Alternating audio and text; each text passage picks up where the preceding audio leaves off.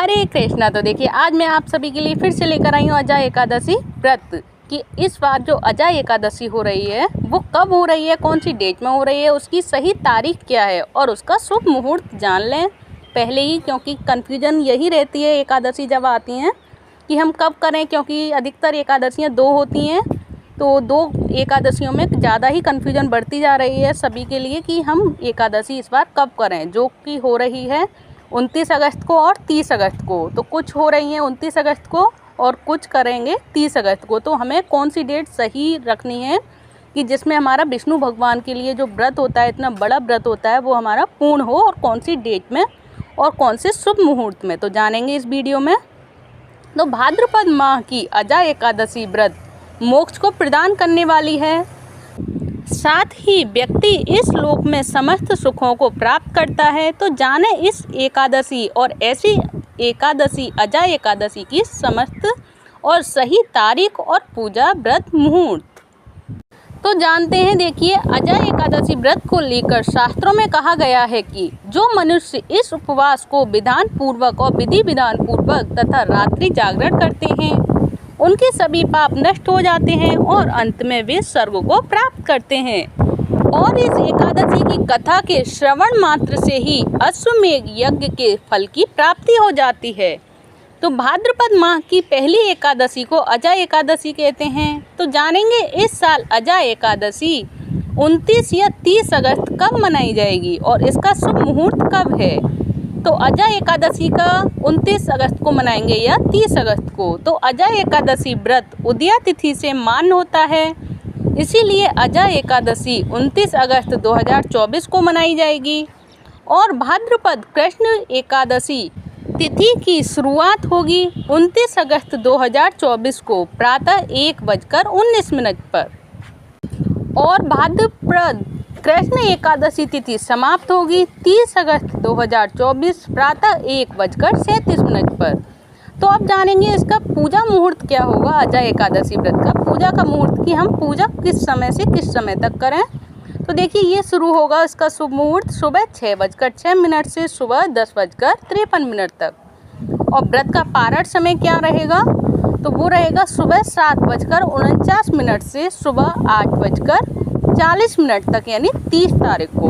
तो अजय एकादशी की अब मैं आप सभी को बताऊंगी कि पूजा विधि क्या है, किस तरह से हम पूजा करें भगवान की कि भगवान हमसे प्रसन्न हो और हमें मनवांछित फल की प्राप्ति दें और हमें मोक्ष प्रदान करें।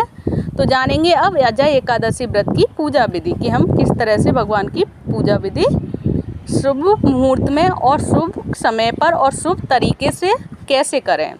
तो अजय एकादशी को सर्वप्रथम सूर्योदय से पहले स्नान आदि करें। अब भगवान विष्णु के सामने घी का दीपक जलाकर फलों तथा फूलों से भक्ति पूर्वक पूजा करें। पूजा करने के पश्चात विष्णु सहस्त्र नाम का पाठ करें। इस व्रत में रात्रि जागरण भी करें और आगे द्वादशी तिथि के दिन प्रातः ब्राह्मणों को भोजन कराएं और दान दक्षिणा देकर ही व्रत का पारण करें। तो अब मैं बताऊंगी कि अजय एकादशी व्रत का महत्व क्या होता है और अजय एकादशी हमें किस प्रकार मोक्ष प्रदान कराती है। तो देखते हैं। इस दिन भगवान विष्णु की पूजा अर्चना करने और व्रत करने से साधक की सभी प्रकार के पापों से साधक को मुक्ति मिल जाती है और मोक्ष की प्राप्ति होती है। और अजय एकादशी की कथा को सुनने मात्र से ही व्यक्ति को अश्वमेध यज्ञ, कठिन तपस्या, तीर्थों में दान स्नान आदि से मिलने वाले फलों से भी अधिक होता है।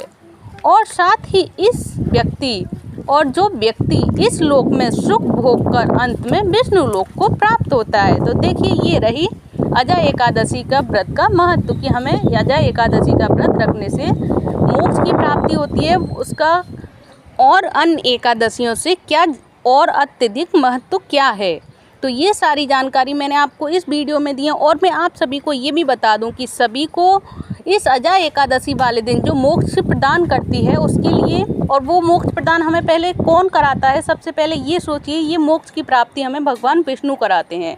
और भगवान विष्णु को प्रसन्न करने के लिए हमें क्या करना चाहिए, हम भगवान विष्णु को प्रसन्न करने के लिए अजय एकादशी का व्रत तो रहे हैं, बट और भगवान विष्णु सबसे ज़्यादा अधिक प्रसन्न किससे होते हैं, तो वो होते हैं हरे कृष्ण महामंत्र से।